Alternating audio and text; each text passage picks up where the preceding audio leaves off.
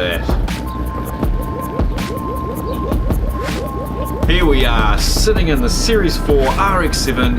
I'm about to take this thing for a drive and I'm having a look around and I'm just thinking, oh my gosh, this is exactly like it was 20 years ago when I owned one of these things. And I tell you what, it's still to this day one of my favorite cars. Well, let's take it for a drive and just see just how realistic and how awesome this car actually is.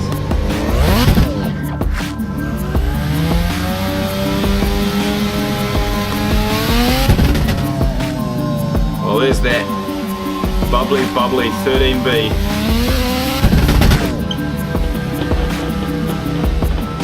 Amazing.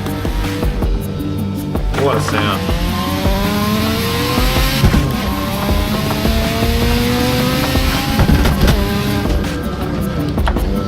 Oh, thank you, Assetto Corsa. This is incredible.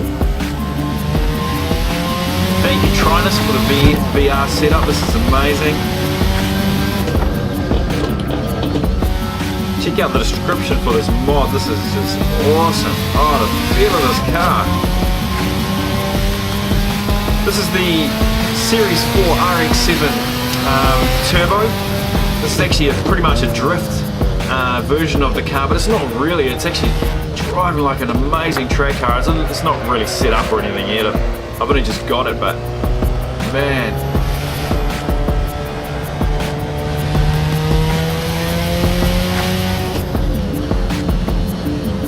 The way that winds up.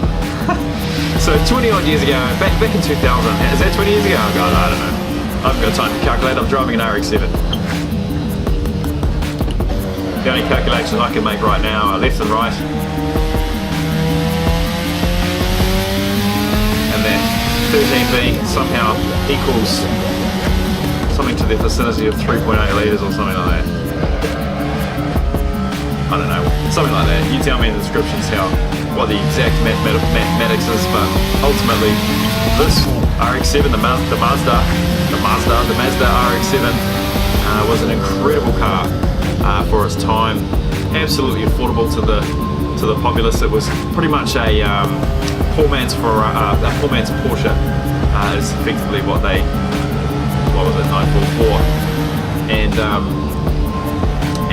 this was my second car, right? So I'm effectively fresh to driving. I've come out of a Celica and I walk into a car yard and I'm like, hey guys, that car looks pretty cool. And they're like, yeah, you'd like that, wouldn't you, son? I'm like, oh yeah, I can't afford it though. And they're like, yes you can, you just take a loan. And I'm like, really? You can do that sort of stuff?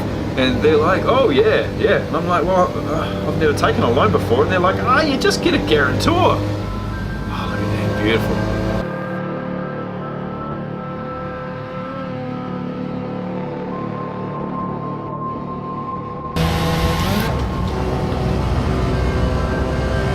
Better actually wind this up a bit, eh?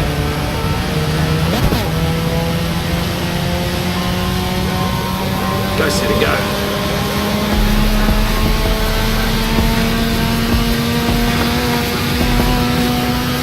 I think we'll probably have fifth gear.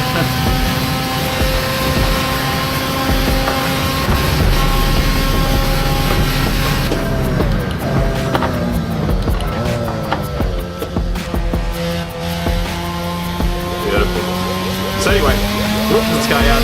Tell him I'm really keen on this sexy gunmetal grey RX7. Actually, I was trying to buy a convertible one first, which would have been very, very foolish. Thank God I did not. Way uncool. But anyway, ended up buying this thing, driving it off the lot, and just loving it, man. And this was just amazing. This is my first real dive into serious turbo performance, and it was an amazing car. And I used to drive around these port hills in the Christchurch sort of area, which probably aren't quite as big as those hills over there, but they're hills nonetheless, and they've got amazing driving roads just like this. And I'd go out at the golden hour just like this, and you know, that's exactly what it would sound like. It would just sit there. Whoa. Sorry, I'm in VR as well. I'm trying to keep track of my reality. And it probably had a bit of brake squeal there. It was 87. And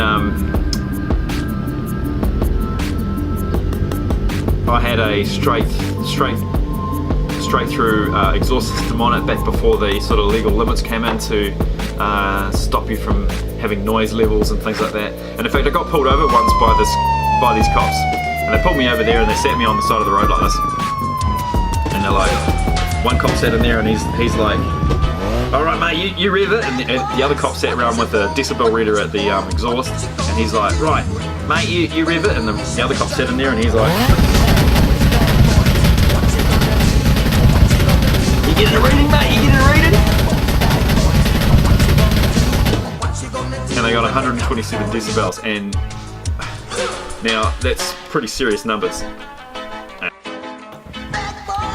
The cops are like, yeah mate, and they gave me a humongous fine. Like, it was about $700, which is quite a lot for a young lad, especially when he's just ticked up some ridiculous loan on his brand new RX7 sports car. What I didn't understand at the time is that I was being led into a front-loaded interest program where my interest rate jumped from something like 12 to 27% minimum. I drove it off a lot, and I had to pay all the interest up front before I could actually pay off any principal. So basically what happened is I ended up just getting right royally arsed, and the car cost me about $30,000 in the end, and it was I only bought it for $7,000, and oh man, that really wrecked my life, So I can quite happily say that this particular car destroyed my financial livelihood for a number of years and potentially the rest of my life. But it was fantastic, especially when I took it out, got it into a mud pit when it was my first drinking and driving sort of experience when I was very young and stupid, and I wasn't driving on the road, but I was happy to take it into a mud pit on the side of the road, and I was doing burnouts in the mud there, and it had a warning buzzer, so when you sort of hit $7,000, it would give you the buzzer to say, "Wait, change up." And because I was drunk, I changed down, and the engine just stopped, and yeah, it was a pleasurable experience. So anyway, I blew up the engine and got it rebuilt by this guy down in Christchurch, and he ended up being New Zealand's top rotary builder at the end, and built New Zealand's fastest RX7 and things like that. So I had a pretty quick car off the back of that, and it was really awesome vehicle, and ended up selling it for $2,500 a couple of years later, because I had to pay off the last of the debt. Nonetheless, I will always love the Series 4 RX7. Beautiful car. Anyway, so that concludes the story of Paul's RX7 and his foolish runs with the law. And I could tell you some other ones, but I'll probably go to prison, so I won't. I'll save those for another day. If you'd like to learn more about me and my car stories, then please do like and subscribe to this YouTube channel, and I will like and subscribe to you back. Oh, I just got Jimmy Broadbent pop up saying in my VR that he's doing an iRacing thing. Alright, speaking of which, I am starting up a sim racing championship for 2019. I'm looking at getting some big sponsors involved and things like that, so if you're interested in taking part in that and earning some money from racing, then make sure you check out that video in my feed, and do like and subscribe to this channel. That's all you need to do right now, is just subscribe to this channel, and you're part of that potential event or events coming up over the year. This has been Paul Cruz from Days of Thunder. If it ain't fun, we don't drive it.